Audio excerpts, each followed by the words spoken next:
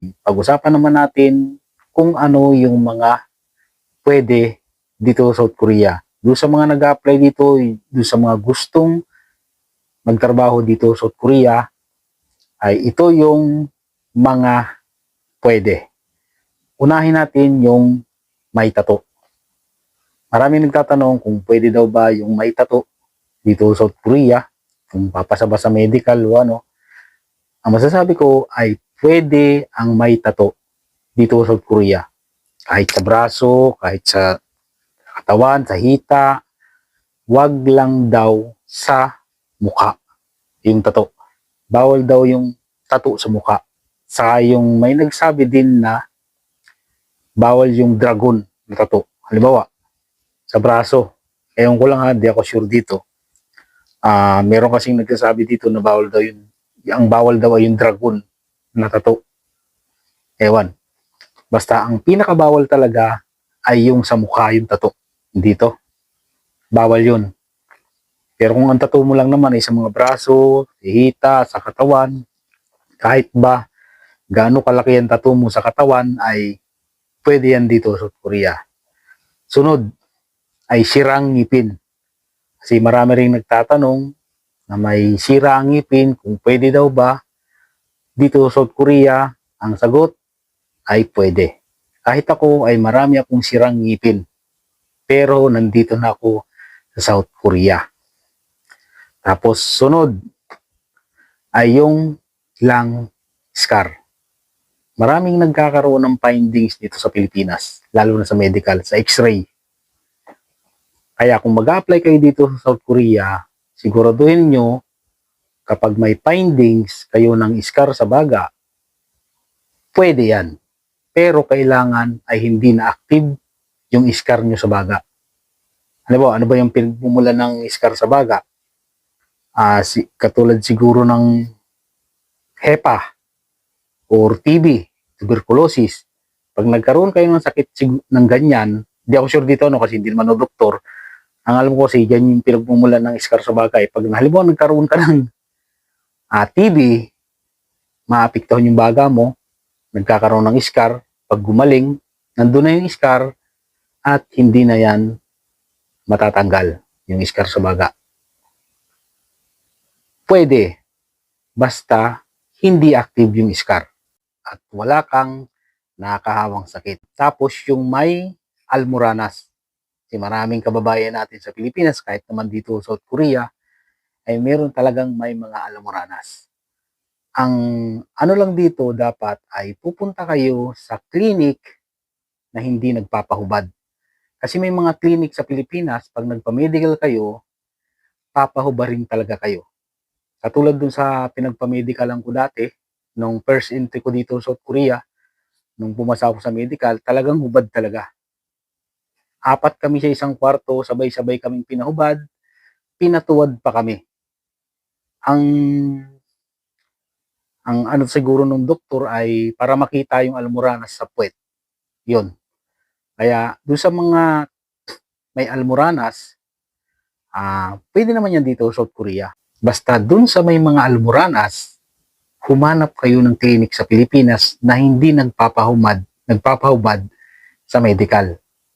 Kasi maaring kung makita yung almoranas nyo sa Pilipinas kapag nagpa-medical kayo sa Pilipinas, pag nakita ng clinic na may almoranas kayo, maaring sabihin sa inyo ay ipa-opera nyo muna bago kayo ipapasa sa medical. Mas maganda rin na iwasan natin yung ganun kasi yung almoranas, ang alam ko dyan, kapag inopera yan, bumabalik din yan eh. Nakadepende yan sa pagkain. Ang pinakabawal sa almoranas ay pagkain ng maanghang. Basta yun ang tip ko sa inyo. Humanap kayo ng clinic na hindi nagpapahubad sa Pilipinas. Kasi pagdating nyo dito sa South Korea, ang medical sa training center at medical sa company dito sa South Korea ay walang hubad-hubad. Wala mga kabayan. 8 years na ako dito sa South Korea, every year ang medical namin hindi nagpapahubad. Walang hubad-hubad dito sa South Korea. Kaya hindi makikita yung almoranas ninyo. Kung kayo naman ay may almoranas, nakarating na kayo dito sa South Korea, alam nyo naman ang pagkain dito sa South Korea, halos lahat ay may sili. Kaya hanggat maaari, kung halimbawang buhatan ang napuntahan yung company, buhatan, kasi sa may almoranas ay delikado rin yung lagi nagbubuhat, kasi lalong lalala, lalong lalaki yung almoranas. Kaya kung nandito na kayo sa South Korea at may almoranas kayo, iwasan nyo na lang yung pagkain ng maanghang. At isa pa, yung late registered ang birth certificate. Pwede yan mga kabayan dito sa South Korea.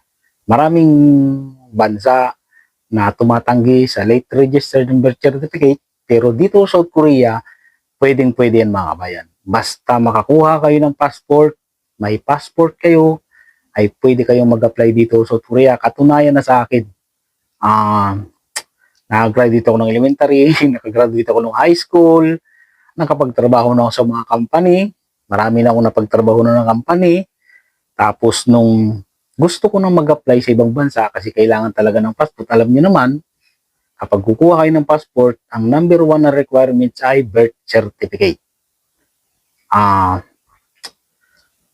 Nung kukuha na ako ng NSO dati pa noon, ngayon PSA na, nung kukuha na ako ng PSA, lumabas sa record, wala akong record sa PSA. Nagtataka ako kasi meron naman akong hawak na birth certificate, pero bakit wala akong record sa PSA? Tapos, tinanong ko dun sa kapatid ko, sa Bicol, yung palang gamit kong birth certificate na galing sa munisipyo ay hindi naman daw na-record sa, ano ba yun? Hindi raw na-record. Nabigyan ako, hindi ko malaman kung anong nangyari. Kung anong ginawa ng nanay ko nun. Wala raw akong record sa munisipyo sa amin, kaya ang ginawa ng kapatid ko, pinalate registered na lang ako. Nagkaroon ako ng birth certificate ay 2012 na yata yun. 2012 o 2013. Isipin ninyo, halos nagkaroon ako ng birth certificate ay nasa 33 or 32 years old na ako. Di ba? Ang tagal, ang layo.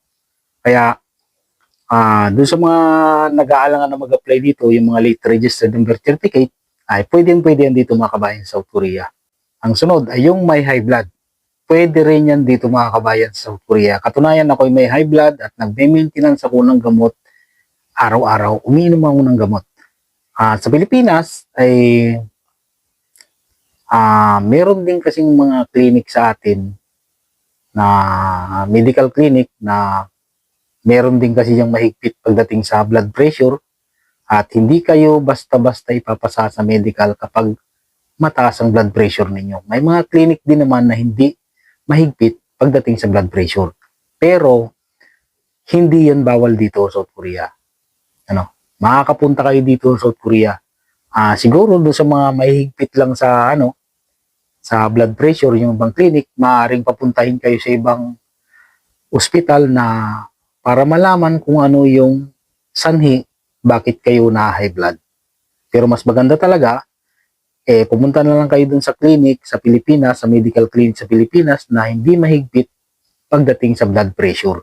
Kasi pagdating naman dito sa South Korea, pag na binipi kayo sa medical clinic dito sa South Korea, pag nakitang mataas ang blood pressure ninyo, ay hindi naman kayo ibabagsak sa medical. At maaaring painumin lang kayo ng gamot, resitahan kayo ng gamot. Pero nung pagdating ko dito sa South Korea, nung first time ko, medyo mataas din yung BP ko noon. Ang naalala ko noon ay 140/80 sa training center.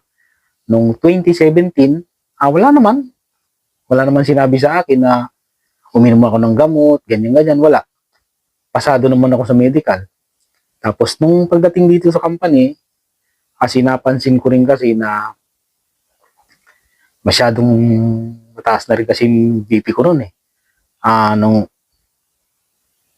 natatandaan ko noon ay Nung first medical namin dito sa South Korea, dito sa company ng mga kabayan, pumalo ng 150, 110. Siyempre natakot na rin ako. At ang ginawa ko noon, naghanap ako ng clinic dito na nagpa-check up ako at ayun, hanggang ngayon, nagmi-maintenance na ako ng gamot para sa high blood. Mahirap din kasi dito sa South Korea, alam nyo na, malamig dito at kailangan talaga ingatan ng sarili. Tapos yung bakla, tumboy, pandak, payat, mataba, panot, walang buhok, pangit, pwede yan dito sa South Korea.